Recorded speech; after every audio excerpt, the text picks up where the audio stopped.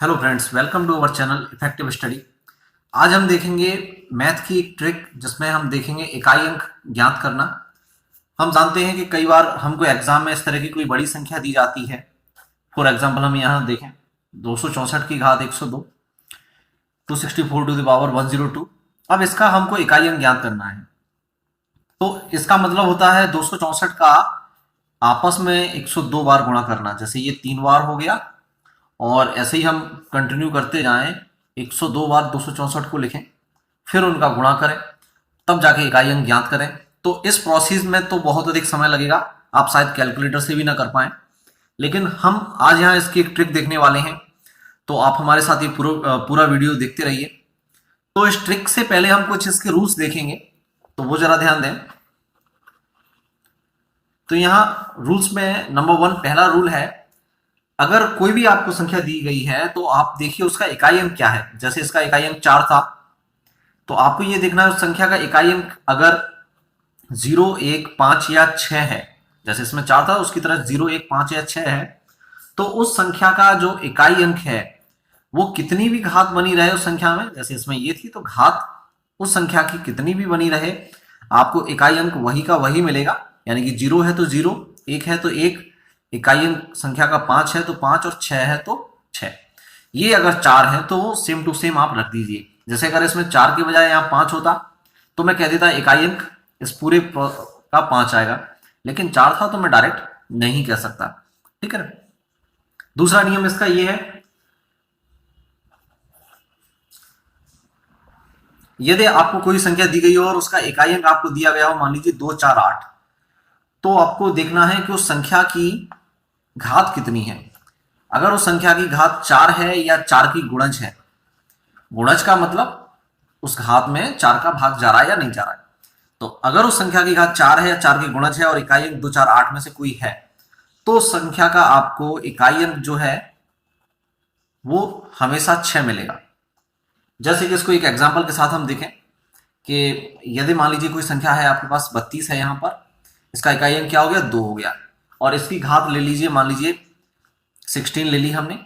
तो अब ये घात 16 कैसी है, 4 की गुणज है, 4 से कट रही है, और इकाई अंक 2 है, तो ये सारे नियम लग रहे हैं इसमें।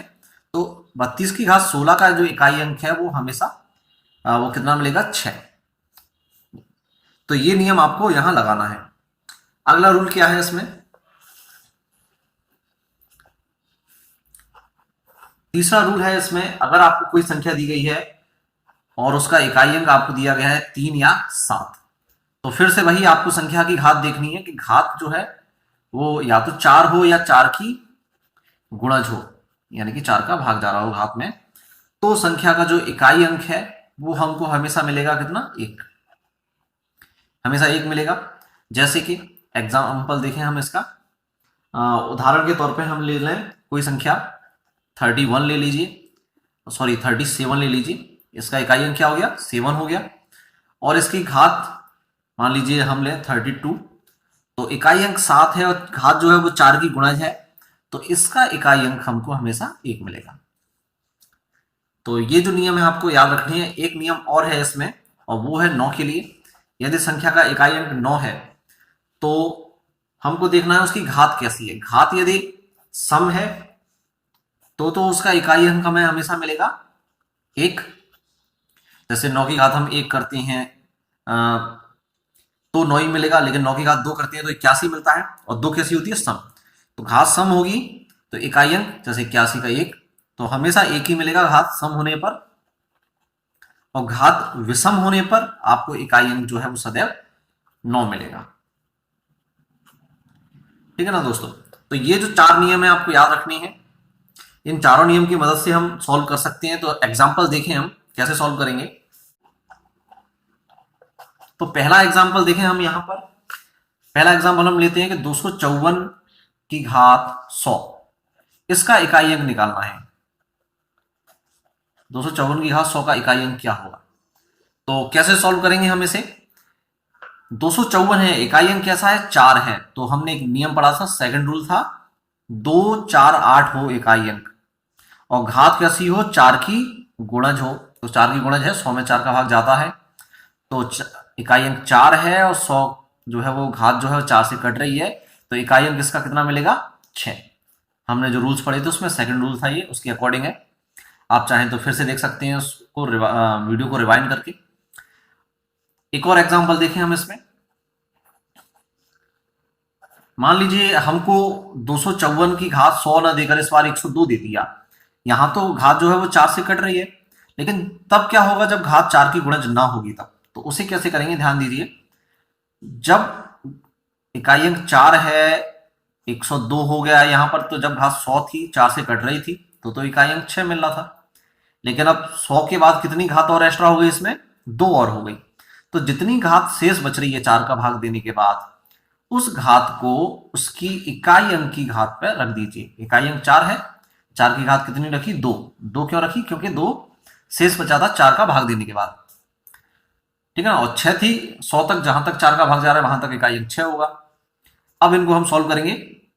6 इंटू 4 का वर्ग 16 होता है, 16 का इकाई अंक 6, और 6 और 6 का गुणा करेंगे आप तो कितना मिलेगा, 36। तो यहां पर हमको इकाई अंक फिर से कितना मिल गया, 6, ठीक है ना। तो इस तरह से अगर यहां 103 होता तो ये घात 4 की घात 3 हो जाता, यानी कि आंसर कितना होता है, यहां पर 16 के बजाय यहां पर 64 हो जाता, और 4 का 6 से गुणा होता तो 24 आ जाता। तो इकाई अंक हमको कितना मिलता, 4।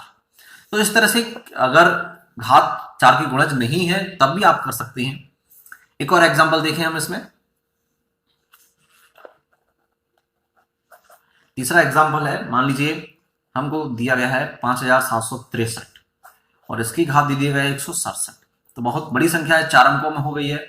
अब इसका इकाई अंक हम कैसे निकालेंगे, तो इसका इकाई अंक निकालने के लिए हम यहां देखेंगे कि संख्या का इकाई अंक क्या है, 3 है।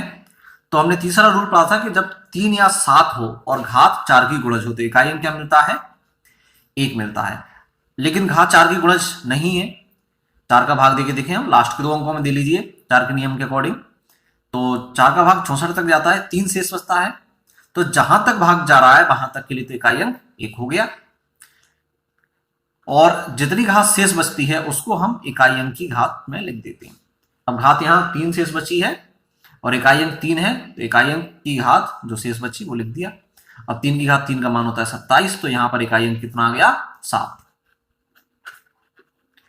ठीक है ना। इस तरह से कर सकते हैं। अब इसमें हम लास्ट एग्जांपल और लेते हैं, एक बड़ा एग्जांपल लेते हैं हम। मान लीजिए 18 की घात 25 है गुणित 371 की घात हमने लिया 64, 253 की घात 184, 835 की घात मान लीजिए 561, और 19 की घात 58।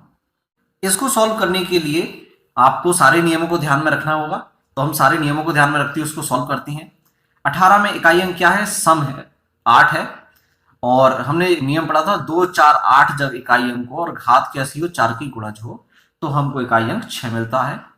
तो जहां तक 4 की गुणज है वहां तक तो इकाई अंक 6 हो जाएगा, और 4 की गुणज कहां तक है, 24 तक। शेष कितना बचा, घात 1 बची, तो जो घात शेष बचती है उसको हम इकाई अंक की घात में लिख देते हैं, 8 की घात 1 लिख दिया।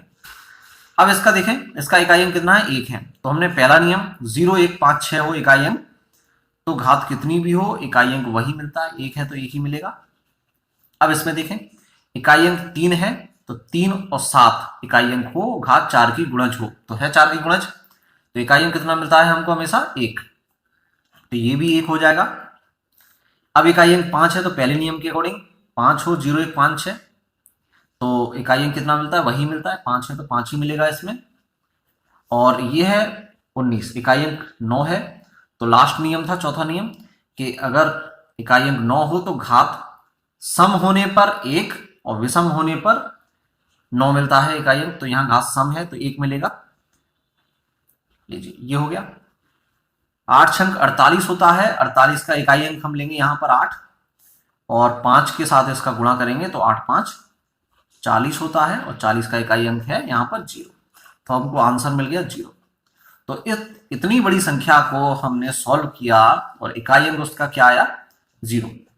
तो अगर आप इस ट्रिक से करते हैं तो आप आसानी से कर पाएंगे, और अगर आप मल्टीप्लाई करने की कोशिश करते हैं तो वो इसको पॉसिबल नहीं है कि उससे आंसर आ जाएगा, ठीक है ना दोस्तों। तो उम्मीद है आपको ये ट्रिक पसंद आई होगी। अगर आपको वीडियो पसंद आए तो आप लाइक कीजिए, कमेंट कीजिए, दोस्तों के साथ शेयर कीजिए, और हमारे चैनल इफेक्टिव स्टडी को सब्सक्राइब जरूर कीजिए और उसके बाद जो बेल आइकॉन है उस पर क्लिक कीजिए ताकि ऐसे ही नए नए वीडियो का अपडेट आपको मिलता रहे।